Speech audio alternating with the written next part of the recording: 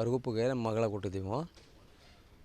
ಆಮೇಲೆ ನಿನ್ನೆ ನಿನ್ನೆ ನಿನ್ನೆ ಅಲ್ಲ ನಿನ್ನೆ ಬೆಳಿಗ್ಗೆ ನಮ್ಮ ಮಗಳು ವಸಂತ ತಮ್ಮನ ಮಗಳು ಅವರು ಅವನ ಕೈಯಾಗಿರದೆ ಬೇರೆ ಕಡೆ ಒಂದು ವರ್ಷ ಆಯಿತು, ಬೇರೆ ಕಡೆ ಇದ್ದರು. ಆಮೇಲೆ ಅವ ಬೈಕ್ ಆಕ್ಸಿಡೆಂಟ್ ಮಾಡ್ಕೊಂಡು ಕಾಲೇನ ಪೆಟ್ಟು ಮಾಡ್ಕೊಂಡು ಅವನ ಮನೆ ಇದು ಅಂತದು ಅವನೂರು ಅಲ್ಲ ಬೆಳ್ಳಟ್ಟೆ ಅವನ ಮನೆ ಇರೋದು. ಅದಕ್ಕೇನೋ ಅವ್ರು ಬೀಗ ಹಾಕಿ ಹೋಗಿದ್ರು ಅಂತೇಳಿ ಕಾಲು ಪೆಟ್ಟು ಮಾಡ್ಕಿದ್ದೆ ಅಂತ ತಾಯಿ ತಂದೆ ಇದ್ದಾರೆ. ಅಣ್ಣನ ಮನೆಯಾಗೆ ಬಂದಿದ್ದ ಒಂದು 15 ದಿವಸ. ಆಮೇಲೆ ಆ ಹುಡುಗಿನ ಮೊನ್ನೆ ಅದು ಎಂತಕ್ಕ ಅವ್ರಿಗೆ ಕೇಳದೆ ಹುಡಿ ಬಂದೈತಿ, ಕೇಳದೆ ಬಂದೈತಿ. ಆಮೇಲೆ ಅಪ್ಪಿದ್ದಲ್ಲಿ ಅಣ್ಣನ ಮನೆಗೆ ಅಲ್ಲೇ ಬಂದತ್ತಂತೆ. ಬಂದು ಆಮೇಲೆ ಮಗಳು ಕೇಳಿದೆ, ನಾನು 8 ಗಂಟೆ ಆಗಿತ್ತು ನಿನ್ನೆ, ಹುಡುಗಿ ಬಂದೈತೆ ಅಂತ ಅಂದೆ. ಹೌದು ಬಂದೈತಿ, ನಾನು ಅಡಿಕೆ ಸುಲ್ದು ಹೋಗ್ತಾಯಿದ್ದೇನೆ, ಈಗ ಹೋಗಿ ಮಾತಾಡಿಸಿ ಆಮೇಲೆ ಮಾಡ್ತೀನಿ ಅಂತ ಹೇಳಿದೆ. ಯಾಕೆ ಬಂದಾಳಂತೆ ಏನು ಅಂತ ಮಾತಾಡಿ ಆಮೇಲೆ ನಿಂಗೆ ಫೋನ್ ಮಾಡ್ತೀನಿ ಅಂತ ಮನೆಗೆ ಬಂದೋದಕ್ಕೂ ಇಟ್ಲು. ಆಮೇಲೆ ಒಂದು 10 ನಿಮಿಷ ನಾನು ಅಷ್ಟು ಹೇಳಿ ಊಟ ಮಾಡ್ಕೊಂಡು ಹೊರಗೆ ಬರೋದ್ರೊಳಗೆ ಎಲ್ಲ ಹಿಂಗೆ ಗಲಾಟೆ ಮಾಡ್ಕೊಂಡು ಆ ಹುಡುಗಿನೇನೋ ಬಂದರೆ ಅವರು ಹುಡುಗಿ ಮಾತಾಡ್ತಿದ್ದಂಗೆ ಅವ್ರು ಬಂದ್ರಂತೆ. 4 ಜನ ಚೂರಿ ಪಾರಿ ಹಿಡ್ಕೊಂಡು ಅವಳು ಹುಡುಗಿ ತಾಯಿ 4 ಜನ ಬಂದರೆ ಚೂರಿ 3 ಜನ ಹಿಡ್ಕೊಂಡಿದ್ರಂತೆ. ಬಂದು ಹುಡುಗಿನ ಬರಿ ಎಳೆಯಕತ್ತಿರಂತೆ.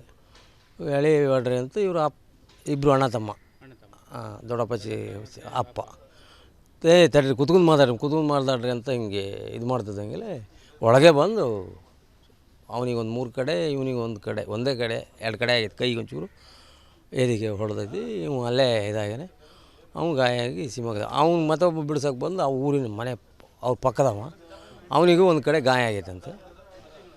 ಹಂಗಾಗಿ ನಮಗೆ ತಕ್ಷಣ ಫೋನ್ ಮಾಡ್ರಿ ಅವ್ರ ಊರಿಂದ, ಎಲ್ಲ ನಿಮ್ಮ ಹಳಿಯಾಗೆ ಒಂದು ಸ್ವಲ್ಪ ಹಿಂಗೆ ಅವ್ರು ಯಾರೋ ಬಂದು ಚಾಕಿನ ಚೂರು ತುರಿದು ಪೆಟ್ಟಾಗ್ಬಿಟ್ಟೈತಿ, ಪಟ್ಟಂತ ಬೇಗ ಬರಬೇಕು, ಮಂಗಳೂರಿಗೆ ಕರ್ಕೋಬೇಕು, ಬೇಗ ಬರ್ರಿ ಓಮಿನಿ ಮಾಡ್ಕೊಂಡ್ರೆ. ಆಮೇಲೆ ನಾವೆಲ್ಲ ಬರೋ ಹೊತ್ತಲ್ಲೇ ಅವ ಆಸ್ಪತ್ರೆಗೆ ಇದ್ದ, ದತ್ತಾಗಿತ್ತು. ಮದುವೆಯಾಗಿ ಎಷ್ಟದು 4ನೇ ಕ್ಲಾಸ್ ಅವ ಹುಡುಗ.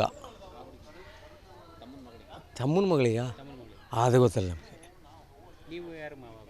ನಾವು ಈ ವಸಂತನ ಮಾವ. ಅವರಿಗೆ ನಮಗೆ ಕಾಂಟ್ಯಾಕ್ಟ್ ದೂರ. ಈ ಮಣ್ಣಿಂದ ಒಂಚೂರು ಬಂದರೆ ಬಿಟ್ರೆ ಇವ್ರ ಗದ್ದೆ ಬೆಳ್ಳಟ್ಟೆ ನಮ್ಮ ಹಳೆಯ. ನಾವು ಊರೊಳಗೈತಿ ಇವ್ರ ಮನೆ. ಇವ ಬೇರೆ ಮನೆ ಕಟ್ಗಿಂದ ಅವ್ರ ಗದ್ದೆ, ಇವ್ರದೇ ಗದ್ದೆ ಬೆಳ್ಳಟ್ಟೆ ಅಂತ, ಅಲ್ಲೇ ಒಂದು 2 ಕಿಲೋಮೀಟ್ರ್ ಹಚ್ಚಿಗೈತಿ. ಅವ್ರ ಮನೆ ಅಲ್ಲಿ, ಇವ್ರ ಮನೆ ಇಲ್ಲಿ. ಈಗೇನು ನಮಗೆ ಪರಿಚಯ ಆಗಿದ್ದು ಅಂದರೆ ಈಗ ಕಾಲು ಪೆಟ್ಟು ಮಾಡ್ಕೊಂಡು ಬಂದು ಇಲ್ಲಿ ಬಂದಾನಲ್ಲ, ಬಂದ ನಂತರ ಒಂಚೂರು ಪರಿಚಯ ಆಗಿದ್ದು ಬಿಟ್ಟರೆ ನಮಗೆ ಅವರಿಗೆ ಕಾಂಟ್ಯಾಕ್ಟ್ ದೂರ. ಈಗ ಹಿಂಗೆಲ್ಲ ಹೋಗಿದ್ದೆಲ್ಲ ಗೊತ್ತಿರ್ತೈತಲ್ಲ.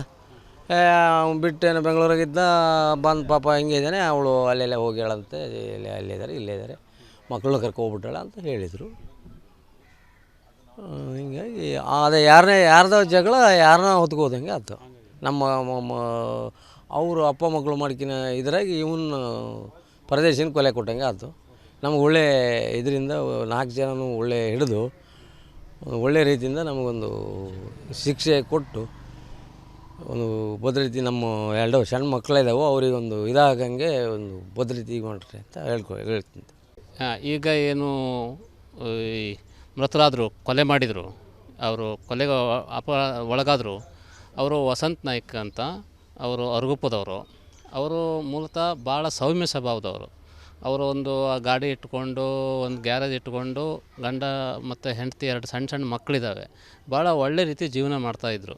ಆದರೆ ಇಲ್ಲಿ ಒಂದು ಸಮಸ್ಯೆ ಏನು ಕೇಳಿದರೆ, ಇವರ ಕುಟುಂಬದ ಯಾವುದೇ ಸಮಸ್ಯೆ ಅಲ್ಲ, ಇವರ ತಮ್ಮನ ಒಂದು ಕೌಟುಂಬಿಕ ಕಲಹ, ಅವ್ರ ಹೆಂಡತಿಗೆ ಮತ್ತು ಅವ್ರ ಮಕ್ಕಳಿಗೇನೋ ಕಲಹ ಇತ್ತು. ಆ ಕಲಹದ ಮೇಲೆ ಇವರು ಜೀವ ತೆರೋ ಹಂಗೆ ಆಯಿತು. ಇಲ್ಲಿರೋ ಸಮಸ್ಯೆ ಏನು ಕೇಳಿದರೆ, ಒಮ್ಮೆ ಯಾರಾದರೂ ಅಲ್ಲಿ ಬಂದು ಏನು ಅವರು ಮಾಡಿದರು, ಅವರು ನಾಳೆ ಆದರೂ ಅದನ್ನ ಅನುಭವಿಸ್ತಾರೆ. ಒಂದು ಕ್ಷಣ ಸೂಕ್ಷ್ಮ ಅರ್ಥ ಮಾಡಿಕೊಂಡು ಕೂತ್ಕೊಂಡು ಮಾತಾಡಿದರೆ ಅದು ಬಗೆಹರಿಯುವಂಥ ಕೆಲಸ. ಇಲ್ಲಿ ಯಾರ ಆಸ್ತಿ ಯಾರು ಹೊಡೆದಿದ್ದಿಲ್ಲ, ಯಾರಿಗೇನು ದ್ರೋಹ ಮಾಡಿದ್ದಿಲ್ಲ. ಇಲ್ಲಿ ಏನು ಮೃತರಾದರೂ, ಕೊಲೆ ಮಾಡಲ್ಪಟ್ಟರು, ಅವರಿಗೆ ಆ ಕಲಹಕ್ಕೆ ಸಂಬಂಧನೇ ಇಲ್ಲ. ಏನಪ್ಪ ಸುಮ್ಮನೆ ಕೂತ್ಕೊಂಡು ಕೂತ್ಕೊಂಡು ಮಾತಾಡೋಣ, ನಿಮ್ಮದು ಬಗೆಹರಿಸೋಣ ಇವರೇನು ಕೈ ಮಾಡೋರು ಮನುಷ್ಯರು ಅಲ್ಲ. ಅಂಥವ್ರ ಮೇಲೆ ಈಗ ನಮ್ಗೆ ಅನಿಸ್ತದೆ ಇದು ಬಾಡಿಗೆ ಅವ್ರನ್ನ ತಂದು ಕೊಲೆ ಮಾಡಿಸಿದ್ದು ಇಂಥ ಕೊಲೆಗಳನ್ನು ನಾವು ಖಂಡಿಸಬೇಕು. ಈಗ ನಾಗರಿಕ ಸಮಾಜನೇ ಇದು ಒಂದು ರೀತಿಯ ತಲೆ ತೆಗೆಸುವಂಥ ವಿಚಾರ. ಯಾಕಂದರೆ ಮನೇಲಿ ಆರಾಮ್ ಕೂತವರು ಹೆಣ್ಣು ಮಕ್ಕಳು ಜೊತೆಗೆ ಕೂತವರಿಗೆ ಏಕಾಏಕಿ ಬಂದು ಯಾರೋ ಅನ್ನೊಂದು ಪರ್ಸನ್ ಆ ಊರವರಿಗೆ ಗೊತ್ತಿಲ್ಲ. ಈಗ ಊರವರು ಭಾಳಷ್ಟು ಇವರಿಗೆ ಇದು ಮಾಡಿದರು, ಸಪೋರ್ಟ್ ಮಾಡಿದರು. ಏನು ಮಾಡೋಕ್ಕಾಗಲ್ಲ, ಈಗ ಪರಿಸ್ಥಿತಿ ಆಗಿದೆ. ಹಾಗಾಗಿ ಇಂಥ ಕೌಟುಂಬಿಕ ಕಲಹ ಒಂದು ಸಣ್ಣ ಕಿಡಿ ಇವತ್ತು ಒಂದು ಪಾಪದ ಮನುಷ್ಯನನ್ನು ಬಲಿ ಪಡಿತು. ಇದು ಅತ್ಯಂತ ಖಂಡನೀಯ ಮತ್ತು ಇದು ಅತ್ಯಂತ ದುಃಖದಾಯಕ ಅಂತ ನಾನು ಅದೊಂದು ಮಾತು ಹೇಳ್ಬೋದು. ಅರ್ಗುಪ್ಪಗೆ ಮಗಳ ಕೊಟ್ಟಿದ್ದೀವಿ. ಆಮೇಲೆ ನಿನ್ನೆ ಅಲ್ಲ, ನಿನ್ನೆ ಬೆಳಿಗ್ಗೆ ನಮ್ಮ ಮಗಳು ವಸಂತ ತಮ್ಮನ ಮಗಳು ಅವರು ಅವನ ಕೈಯಾಗಿರದೆ ಬೇರೆ ಕಡೆ ಒಂದು ವರ್ಷ ಆಯಿತು, ಬೇರೆ ಕಡೆ ಇದ್ದರು. ಆಮೇಲೆ ಅವ ಬೈಕ್ ಆಕ್ಸಿಡೆಂಟ್ ಮಾಡ್ಕೊಂಡು ಕಾಲೇನ ಪೆಟ್ಟು ಮಾಡ್ಕೊಂಡು ಅವನ ಮನೆ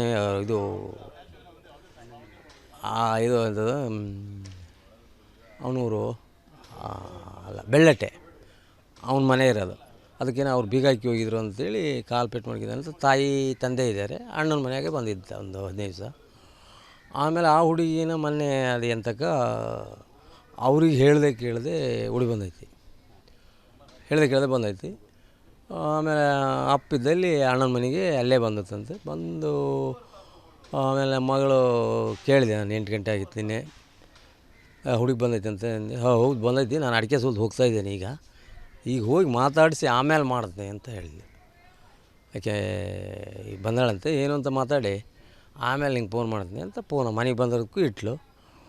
ಆಮೇಲೆ ಒಂದು 10 ನಿಮಿಷ ನಾನು ಅಷ್ಟು ಹೇಳಿ ಊಟ ಮಾಡ್ಕೊಂಡು ಹೊರಗೆ ಬರೋದ್ರೊಳಗೆ ಎಲ್ಲ ಹಿಂಗೆ ಗಲಾಟೆ ಮಾಡ್ಕೊಂಡು ಆ ಹುಡುಗಿನೇನೋ ಬಂದರೆ ಅವರು ಹುಡುಗಿ ಮಾತಾಡ್ತಿದ್ದಂಗೆ ಅವ್ರು ಬಂದ್ರೆ 4 ಜನ ಚೂರಿ ಪಾರಿ ಹಿಡ್ಕೊಂಡು ಹುಡುಗಿ ತಾಯಿ 4 ಜನ ಬಂದರೆ ಚೂರಿ 3 ಜನ ಹಿಡ್ಕೊಂಡಿದ್ರಂತೆ. ಬಂದು ಹುಡುಗಿನ ಬರಿ ಎಳೆಯಕತ್ತಿರಂತೆ.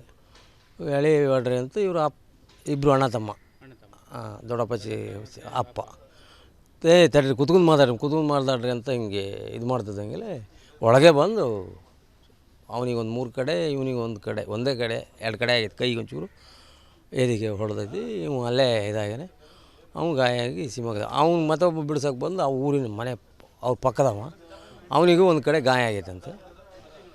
ಹಂಗಾಗಿ ನಮಗೆ ತಕ್ಷಣ ಫೋನ್ ಮಾಡ್ರಿ ಅವ್ರ ಊರಿಂದ, ಎಲ್ಲ ನಿಮ್ಮ ಹಳೆಯಾಗೆ ಒಂದು ಸ್ವಲ್ಪ ಹಿಂಗೆ ಅವ್ರು ಯಾರೋ ಬಂದು ಚಾಕಿನಾಗ ಚೂರು ತುರಿದು ಪೆಟ್ಟಾಗ್ಬಿಟ್ಟೈತಿ, ಪಟ್ಟಂತ ಬೇಗ ಬರಬೇಕು, ಮಂಗಳೂರಿಗೆ ಕರ್ಕೋಬೇಕು, ಬೇಗ ಬರ್ರಿ ಓಮಿನಿ ಮಾಡ್ಕೊಂಡ್ರೆ. ಆಮೇಲೆ ನಾವೆಲ್ಲ ಬರೋ ಹೊತ್ತಲ್ಲೇ ಅವ ಆಸ್ಪತ್ರೆಗೆ ಇದ್ದ, ದತ್ತಾಗಿತ್ತು. ಮದುವೆಯಾಗಿ ಎಷ್ಟತ್ತು 4ನೇ ಕ್ಲಾಸ್ ಅವ ಹುಡುಗ. ತಮ್ಮನ ಮಗಳಿಗ ಅದು ಗೊತ್ತಲ್ಲ ನಮಗೆ. ನಾವು ಈಗ ವಸಂತನ ಮಾವ. ಅವರಿಗೆ ನಮಗೆ ಕಾಂಟ್ಯಾಕ್ಟ್ ದೂರ. ಈ ಮಣ್ಣಿಂದ ಒಂಚೂರು ಬಂದರೆ ಬಿಟ್ರೆ ಇವ್ರ ಗದ್ದೆ ಬೆಳ್ಳಟ್ಟೆ ನಮ್ಮ ಹಳೆಯ. ನಾವು ಊರೊಳಗೈತಿ ಇವ್ರ ಮನೆ. ಬೇರೆ ಮನೆ ಕಟ್ಗಿನ ಅವ್ರ ಗದ್ದೆ, ಇವ್ರದೇ ಗದ್ದೆ ಬೆಳ್ಳಟ್ಟೆ ಅಂತ, ಅಲ್ಲೇ ಒಂದು 2 ಕಿಲೋಮೀಟ್ರ್ ಹಚ್ಚಿಗೈತಿ. ಅವ್ರ ಮನೆ ಅಲ್ಲಿ, ಇವ್ರ ಮನೆ ಇಲ್ಲಿ. ಈಗೇನು ನಮಗೆ ಪರಿಚಯ ಆಗಿದ್ದು ಅಂದರೆ ಈಗ ಕಾಲು ಪೆಟ್ಟು ಮಾಡ್ಕೊ ಬಂದು ಇಲ್ಲಿ ಬಂದಾನಲ್ಲ, ಬಂದ ನಂತರ ಒಂಚೂರು ಪರಿಚಯ ಆಗಿದ್ದು ಬಿಟ್ಟರೆ ನಮಗೆ ಅವರಿಗೆ ಕಾಂಟ್ಯಾಕ್ಟ್ ದೂರ. ಈಗ ಹಿಂಗೆಲ್ಲ ಹೋಗಿದ್ದೆಲ್ಲ ಗೊತ್ತಿದ್ದೈತಲ್ಲ. ಬಿಟ್ಟೇನು ಬೆಂಗಳೂರಾಗಿದ್ದ ಬಂದು ಪಾಪ ಹಿಂಗೆ ಇದ್ದಾನೆ, ಅವಳು ಅಲ್ಲೆಲ್ಲ ಹೋಗಿ ಹೇಳಂತೆ, ಅಲ್ಲೇ ಇದ್ದಾರೆ ಮಕ್ಕಳನ್ನ ಕರ್ಕೊಬಿಟ್ಟಾಳ ಅಂತ ಹೇಳಿದರು. ಹಿಂಗಾಗಿ ಅದೇ ಯಾರ್ದೋ ಜಗಳ ಯಾರನ್ನ ಹೊತ್ಕೋದಂಗೆ ಆಯ್ತು. ನಮ್ಮ ಅವರು ಅಪ್ಪ ಮಕ್ಕಳು ಮಾಡ್ಕಿನ ಇದ್ರಾಗಿ ಇವನ್ನ ಪರದೇಶಿನ ಕೊಲೆ ಕೊಟ್ಟಂಗೆ ಆಯ್ತು. ನಮ್ಗೆ ಒಳ್ಳೆ ಇದರಿಂದ 4 ಜನನೂ ಒಳ್ಳೆ ಹಿಡಿದು ಒಳ್ಳೆ ರೀತಿಯಿಂದ ನಮಗೊಂದು ಶಿಕ್ಷೆ ಕೊಟ್ಟು ಒಂದು ಭದ್ರತೆ, ನಮ್ಮ 2 ಸಣ್ಣ ಮಕ್ಕಳಿದ್ದಾವೆ ಅವರಿಗೊಂದು ಇದಾಗಂಗೆ ಒಂದು ಭದ್ರತೆ ಮಾಡ್ರಿ ಅಂತ ಹೇಳ್ತೀನಿ. ಈಗ ಏನು ಈ ಮೃತರಾದರು, ಕೊಲೆ ಮಾಡಿದರು, ಅವರು ಕೊಲೆಗೆ ಒಳಗಾದರು. ಅವರು ವಸಂತ್ ನಾಯ್ಕ್ ಅಂತ, ಅವರು ಅರ್ಗುಪ್ಪದವರು. ಅವರು ಮೂಲತಃ ಭಾಳ ಸೌಮ್ಯ ಸ್ವಭಾವದವರು. ಅವರು ಒಂದು ಗಾಡಿ ಇಟ್ಕೊಂಡು, ಒಂದು ಗ್ಯಾರೇಜ್ ಇಟ್ಕೊಂಡು, ಗಂಡ ಮತ್ತು ಹೆಂಡತಿ 2 ಸಣ್ಣ ಮಕ್ಕಳಿದ್ದಾವೆ. ಭಾಳ ಒಳ್ಳೆ ರೀತಿ ಜೀವನ ಮಾಡ್ತಾಯಿದ್ರು. ಆದರೆ ಇಲ್ಲಿ ಒಂದು ಸಮಸ್ಯೆ ಏನು ಕೇಳಿದರೆ, ಇವರ ಕುಟುಂಬದ ಯಾವುದೇ ಸಮಸ್ಯೆ ಅಲ್ಲ, ಇವರ ತಮ್ಮನ ಒಂದು ಕೌಟುಂಬಿಕ ಕಲಹ, ಅವ್ರ ಹೆಂಡತಿಗೆ ಮತ್ತು ಅವ್ರ ಮಕ್ಕಳಿಗೇನೋ ಕಲಹ ಇತ್ತು. ಆ ಕಲಹದ ಮೇಲೆ ಇವರು ಜೀವ ತೆರವಂಗೆ ಆಯಿತು. ಇಲ್ಲಿರೋ ಸಮಸ್ಯೆ ಏನು ಕೇಳಿದರೆ, ಒಮ್ಮೆ ಯಾರಾದರೂ ಅಲ್ಲಿ ಬಂದು ಏನೋ ಅವರು ಮಾಡಿದರು, ಅವರು ನಾಳೆ ಆದರೂ ಅದನ್ನ ಅನುಭವಿಸ್ತಾರೆ. ಒಂದು ಕ್ಷಣ ಸೂಕ್ಷ್ಮ ಅರ್ಥ ಮಾಡಿಕೊಂಡು ಕೂತ್ಕೊಂಡು ಮಾತಾಡಿದರೆ ಅದು ಬಗೆಹರಿಯುವಂಥ ಕೆಲಸ. ಇಲ್ಲಿ ಯಾರ ಆಸ್ತಿ ಯಾರು ಹೊಡೆದಿದ್ದಿಲ್ಲ, ಯಾರಿಗೇನು ದ್ರೋಹ ಮಾಡಿದ್ದಿಲ್ಲ. ಇಲ್ಲಿ ಏನು ಮೃತರಾದರೂ, ಕೊಲೆ ಮಾಡಲ್ಪಟ್ಟರು, ಅವರಿಗೆ ಆ ಕಲಹಕ್ಕೆ ಸಂಬಂಧನೇ ಇಲ್ಲ. ಏನಪ್ಪ, ಸುಮ್ಮನೆ ಕೂತ್ಕೊಂಡು ಆರಾಮ್ ಕೂತ್ಕೊಂಡು ಮಾತಾಡೋಣ, ನಿಮ್ಮದು ಬಗೆಹರಿಸೋಣ. ಇವರೇನು ಕೈ ಮಾಡೋರು ಮನುಷ್ಯರು ಅಲ್ಲ. ಅಂಥವ್ರ ಮೇಲೆ ಈಗ ನಮ್ಗನ್ನಿಸ್ತದೆ ಇದು ಬಾಡಿಗೆ ಅವ್ರನ್ನ ತಂದು ಕೊಲೆ ಮಾಡಿಸಿದ್ದು. ಇಂಥ ಕೊಲೆಗಳನ್ನು ನಾವು ಖಂಡಿಸಬೇಕು.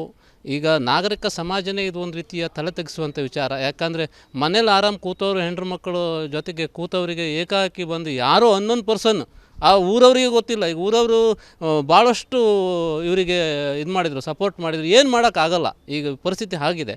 ಹಾಗಾಗಿ ಇಂಥ ಕೌಟುಂಬಿಕ ಕಲಹ ಒಂದು ಸಣ್ಣ ಕಿಡಿ ಇವತ್ತು ಒಂದು ಪಾಪದ ಮನುಷ್ಯನನ್ನು ಬಲಿ ಪಡಿತು. ಇದು ಅತ್ಯಂತ ಖಂಡನೀಯ ಮತ್ತು ಇದು ಅತ್ಯಂತ ದುಃಖದಾಯಕ ಅಂತ ನಾವು ಅದೊಂದು ಮಾತು ಹೇಳ್ಬೋದು.